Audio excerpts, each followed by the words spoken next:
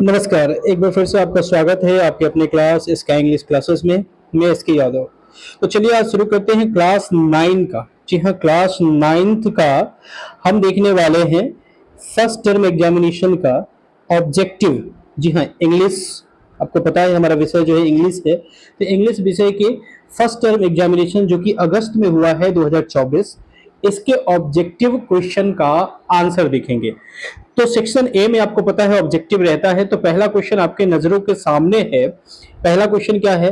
How is unmarried man treated, यानी unmarried man को कैसे ट्रीट किया जाता है। धर्म युद्ध नाम की जो पहला प्रोज है उसमें कहा गया है कि जो अनमैरिड मैन होता है उसको बड़ा पवित्र माना जाता है, उसे अच्छा माना जाता है। वही जो अनमैरिड वीमेन होती है उसे वांटन, एक तरह का मतलब कि कह सकते हैं कि बुरा नेचर से देखा जाता है, उसे उसे बुरा कहा जाता है। लेकिन वही अनमैरिड मैन होता है उसे अच्छा पवित्र कहा जाता है। तो आंसर इसका हो जाएगा वेनेरेटेड। ठीक है। अगला क्वेश्चन है आपका, हु रोड धर्म युद्ध। धर्म युद्ध को लिखने वाले कौन है? तो धर्म युद्ध को लिखने वाले हैं अर्जुन देव चरण। ठीक है। अगर ये क्वेश्चन आपको पीडीएफ के फॉर्म में चाहिए तो हमारा टेलीग्राम चैनल है, हमारे चैनल का ही नाम, हमारे टेलीग्राम चैनल का भी नाम है sky English classes. Sky English classes हमारा टेलीग्राम चैनल है। जी हाँ, स्काई इंग्लिश क्लासेस। तो यहाँ से आप जुड़ सकते हैं, उसका लिंक आपको वीडियो के डिस्क्रिप्शन में मिल जाएगा और वहाँ ये पीडीएफ आपको इजीली अवेलेबल हो जाएगा। ठीक है। चलिए, तो अगला क्वेश्चन कौन सा है? अगला क्वेश्चन है आपका, who was emperor Yayati. Emperor Yayati कौन थे? तो वो पांडव जो थे ना, उनके एंसेस्टर थे, यानी उनके पूर्वज थे। चलिए, अगला क्वेश्चन है 4 number, how many brothers and sister does Padma have. तो एक्चुअली में पद्मा जो कि मुख्य कैरेक्टर है आपका धर्म युद्ध का, उसके कोई भी भाई बहन नहीं थे। तो यहाँ कुछ भी कहना बेकार है। तो आंसर हो जाएगा नन ऑफ द अबव। अगला क्वेश्चन कहता है, who is the main character in the धर्म युद्ध।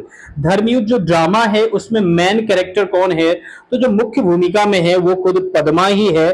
तो पद्मा कह सकते हैं आंसर के तौर पे। हाउ, अगला क्वेश्चन है कि how many sons did Yayati have. Yayati जो राजा थे उनको कितने पुत्र थे? तो उनको टोटल पुत्र थे 5। अगला क्वेश्चन है, who is the author of the grand mother. जो ग्रांड मदर है पाठ, उसकी राइटर की बात हो रही है। तो उसके राइटर का नाम है रे योंग बियर। ठीक है। चलिए अगले क्वेश्चन में मूव करते हैं। अगला क्वेश्चन क्या है?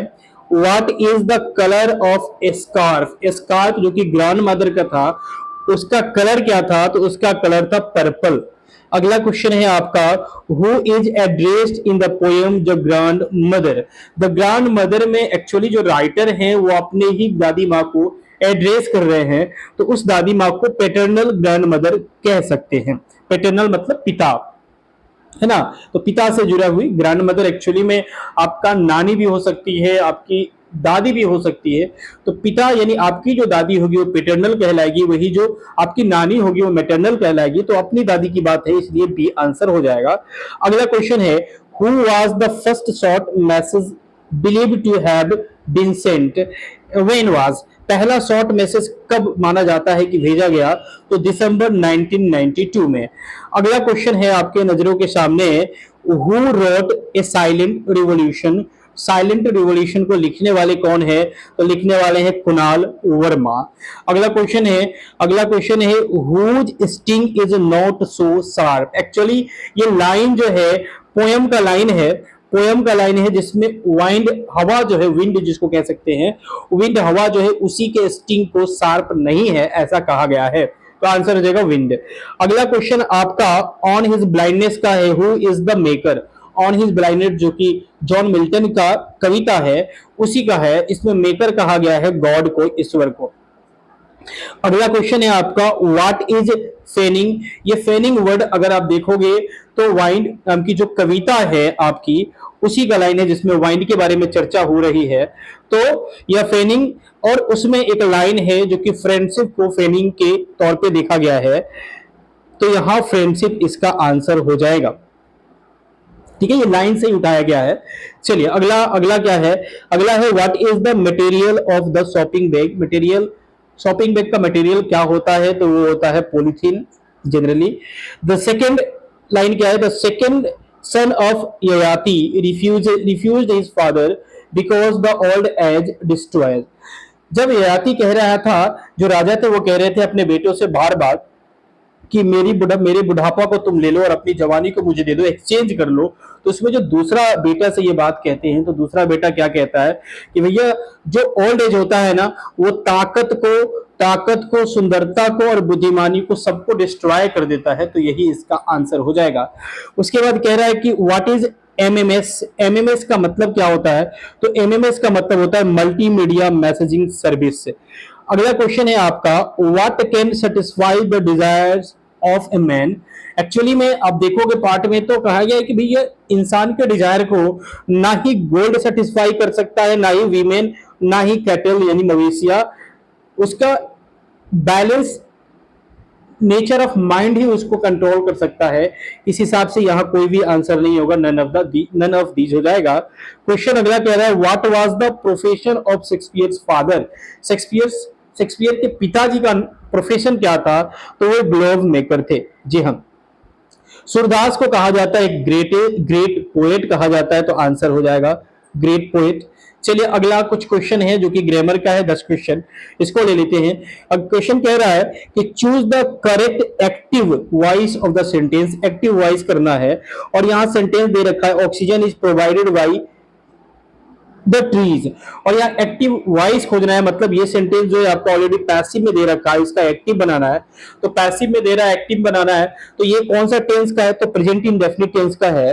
और प्रेजेंट इंडेफिनिट में किसको रखा है, सब्जेक्ट को ऑब्जेक्ट, ऑब्जेक्ट को सब्जेक्ट, ये प्रक्रिया तो होगी ही। यानी द ट्रीज प्रोवाइड ऑक्सीजन, इसी का जो है पैसिव फॉर्म है आपका, oxygen is provided by the trees. Answer हो जाएगा हमारा बी नंबर। अगला क्वेश्चन फिर से कह रहा है, इसमें पैसिव वॉइस ढूंढने की बात कर रहा है कि पैसिव वॉइस आपको ढूंढना है। क्वेश्चन है, वी मस्ट प्रिजर्व फॉरेस्ट। हमें फॉरेस्ट को अवश्य बचाना चाहिए, तो आंसर हो जाएगा बी नंबर। यहां भी forest must be preserve by us, हमारे द्वारा फॉरेस्ट को अवश्य बचाया जाना चाहिए। आंसर बी हो जाएगा। अगला क्वेश्चन 23 नंबर में कह रहा है, choose the correct auxiliary verb ढूंढना है आपको। तो कह रहा है, you dash not have misbehaved with the made. आपको मेड के साथ मिसबिहेव नहीं करना चाहिए था। यहां should is the best answer. अगला कह रहा है कि choose the correct auxiliary verb. फिर से ऑक्सिलियरी वर्ब कह रहा है, I dash do my duty. तो आउट के साथ टू लगता है, यूज्ड के साथ भी यूज नॉट लगता है, यूज टू लगता है, यूज टू लगता है, और मस्ट और नीड के साथ नीड नॉट लगता है मॉडल वर्ब के रूप में, ऑक्सिलरी वर्ब के रूप में। सो ये तीनों का तीनों नहीं होगा, तो बेस्ट आंसर आपका कौन है, तो मस्ट है। It is dangerous to enter. अब देखो जो ये एंटर, अगर किसी एनिमीज कैंप, एनिमी के कैंप में, कैंप भी एक तरह का गाड़ी होता है, तो कैंप में प्रवेश करना खतरा है, खतरनाक है, इट इज डेंजरस। तो यहां एंटर एक्चुअली में जो वर्ड होता है ना, एंटर के साथ हम कहीं प्रवेश करने के सेंस में प्रीपोजिशन यूज नहीं करते। ध्यान रखना, ये ग्रामर का रूल है, नो प्रीपोजिशन, ये कोई प्रीपोजिशन नहीं लेता है। लेकिन हाँ, इनटू लेता है कब, जब किसी चीज का हम हिस्सा बनते हैं, किसी पार्टिसिपेशन का, किसी पार्टी का, किसी मीटिंग का जब हम हिस्सा बन जाते हैं, उसमें पार्टिसिपेट करने की बात आती है, तब एंटर अपने साथ इनटू लेता है। लेकिन यहाँ पे अब नन ऑफ दीज, तो ऐसा कोई ऑप्शन है नहीं, तो हम इसके क्वेश्चन को हम क्वेश्चन मार्क लगा देंगे। ये क्वेश्चन जो है डाउट में है, इस क्वेश्चन में क्या होगा बेस्ट आंसर नहीं पता। लेकिन जो मैंने गूगल करके कुछ ढूंढने का प्रयास किया, तो इस क्वेश्चन का जवाब हमको दिखा कुछ जगह कुछ साइट्स पे इनटू, लेकिन इस इनटू से मैं सहमत नहीं हूं। चलिए अगले क्वेश्चन पे चलते हैं।